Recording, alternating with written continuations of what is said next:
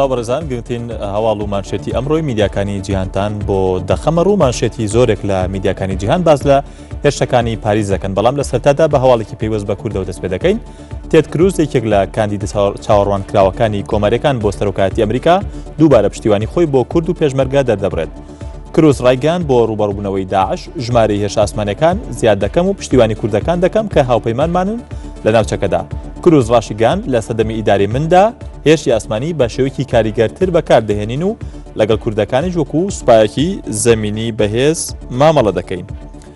لە وۆڵ ستریت جۆرناڵی ئەمریکی بڵاوکراوەتەوە لێکۆڵانی فەڕەنسی گەیشتونەتەوە بە دەرەنجامی یەکێک لە خۆکوژەکان لە هێرشەکانی پاریسدا پاسپۆرتی سووری بەکارهێناوە کاتێک وەکو پەناخوازێک لە مانگی تشرینی یەکەمدا هاتوتە ناو خاکی یەکێتی ئەوروپاوە. بەرپرسانی ئەمنی ئەوروپا ترسی ئەویان هەیە کە داعش لە ناو پەناخوازاندا چەکدارانی خۆی بگەێنێتە ئەوروپا. داواکاری گشتی پاریس ڕایگەیان هێرشبەرەکان لە 7 کەس پێگات بوون نەک 8 کەس بە سێتی هێرشەکانیان ئەنجامداوە. داواکاری گشتی پاریس جەختی کردەوە کە پاسپۆرتێکی سووری لە نزیک یەکێک لە هێرشبەرەکانەوە دۆزراوەتەوە. پاسپۆرتەکەش هی خۆی بەواتە هی هێرشبەرەکە بوو. لە ئیندیپێندنتی بەریتانیش بڵاوکراوەتەوە لە دوای هێرشەکانی پاریس مسلمانان ئیدانی هێرشەکانی پاریس دەکەن.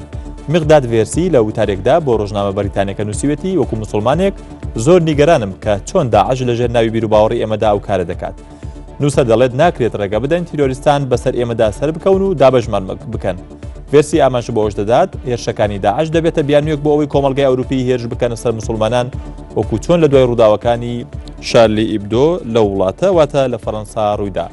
لە بلۆنگبێرگیش بڵاوکراوەتەوە لە ڤێننا 17 وڵات کە لە ناویاندا ئەمریکا و رووسیا هەبوون ڕێککەوتن لەسەر کۆتایی هێنان بە جیاوازەکانیان لەبارەی جەنگی ناوخۆی سووریا.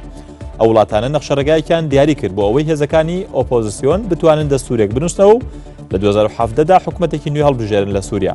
لە ماوەی 6 مانگدا ئاگربەز لە نێوان هێزەکانی ئۆپۆزیسیۆن و ئەسەد دەگاتە ئەنجام. لە کانونی دووەمی ساڵی داهاتوودا نەتەوە یەکگرتوەکان بە شێوەیەکی فەرمی داوای کۆبوونەوەی حکوومەتی سووریا و ئۆپۆزیسیۆنی ئەو وڵاتە دەکات. لە ماوەی 6 مانگی داهاتووشدا واتە لە 4 ئایاری 2016دا حکوومەتی سووریا و ئۆپۆزیسیۆن ئاگربەز ئەنجام دەدەن و پرۆسەی نووسینەوەی دەستورێکی نوێ بۆ سووریا دەست پێ دەکات.